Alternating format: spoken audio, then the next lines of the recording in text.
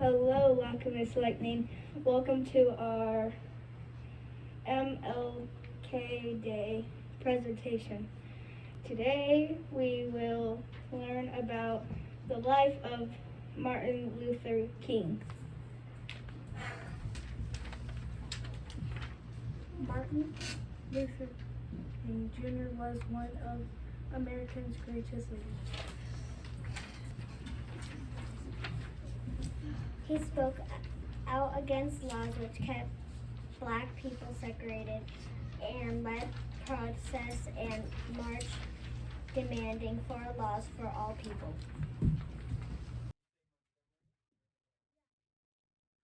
Martin Luther King Jr. was one of 3 children. He was born on January 15, 1929 in Atlanta, Georgia. His father was a pastor, and his mother had been a teacher.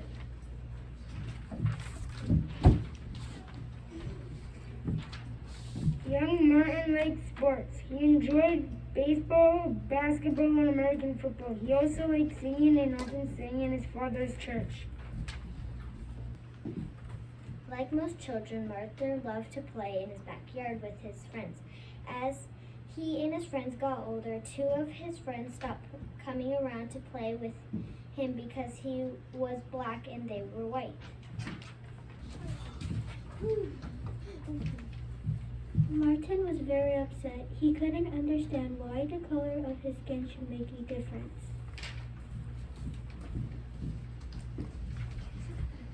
Martin's mother explained that many years before Black people haven't got too many pencil mercy. Some people still do not treat Black people fairly. In Atlanta and elsewhere in the USA, there were signs which read white and only. This meant Black people were not allowed in. These signs were on parks, hotels, restaurants, and even schools. There were also restrictions on jobs.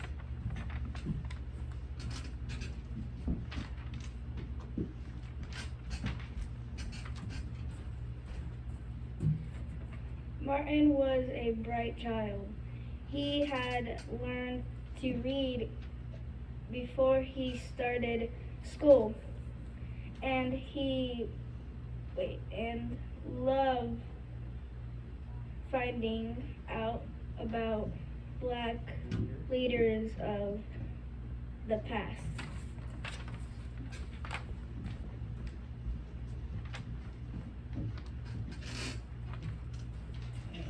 Martin worked hard at his studies and entered Morehouse College in Atlanta when he was just 15 years old.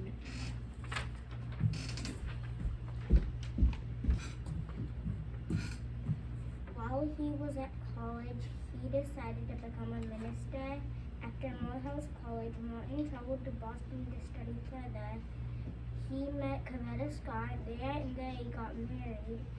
He completed his doctorate and became Dr. Martin Luther King.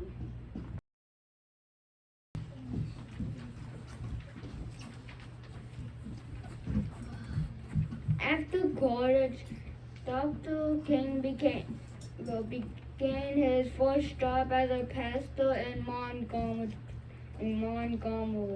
in 1954.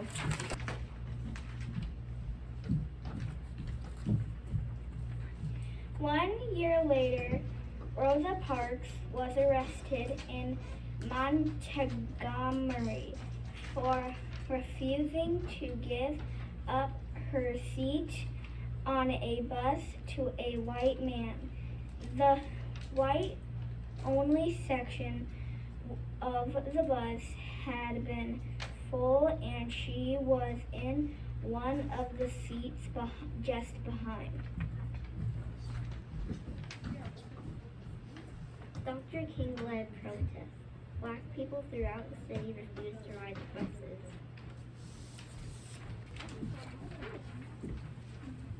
One night, a bomb was thrown into Dr. King's house while he was out. Many of his followers were very angry and wanted to fight. Martin wanted things to be resolved peacefully. He encouraged black people to try to get along with white people.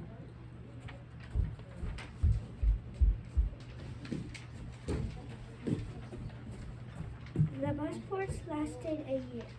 When it ended, there were no more white-only sections on buses.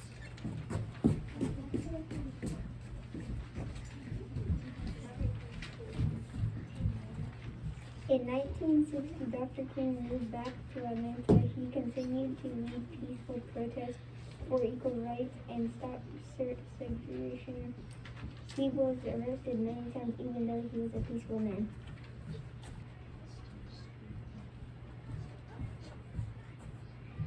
In 1963, Dr. King led his biggest march of all, the March on Washington. More than 200,000 people of all colors followed him. It was here that he gave his most famous speech. I have a dream that my 4 children will one day live in a nation where they will not be judged by the color of their skin, but by the content of their character.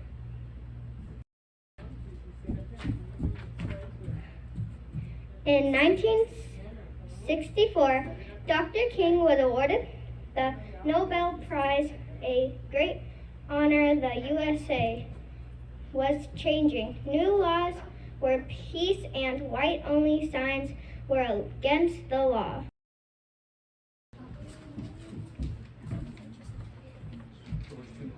In some areas, however, there were still problems. Although Dr. King told his followers to protect people, there were sometimes outbreaks of violence and riots.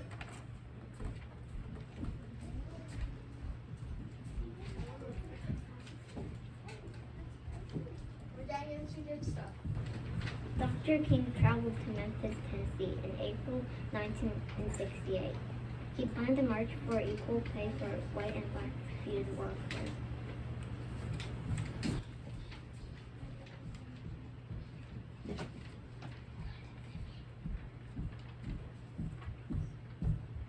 But on April 4th in Memphis, Dr. King stood outside his motel room and he was shot by a man called James Holloway. He had been hiding nearby and waiting for his opportunity. Dr. King died an hour later.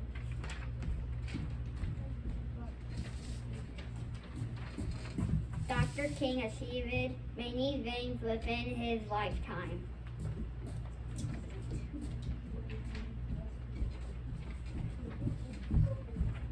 He had dreams for a world free of hate and prejudice and violence.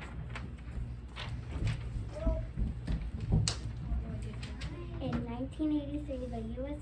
government declared that the third Monday in January would be made a holiday to honor the life and ideas of Dr. Martin Luther King Jr.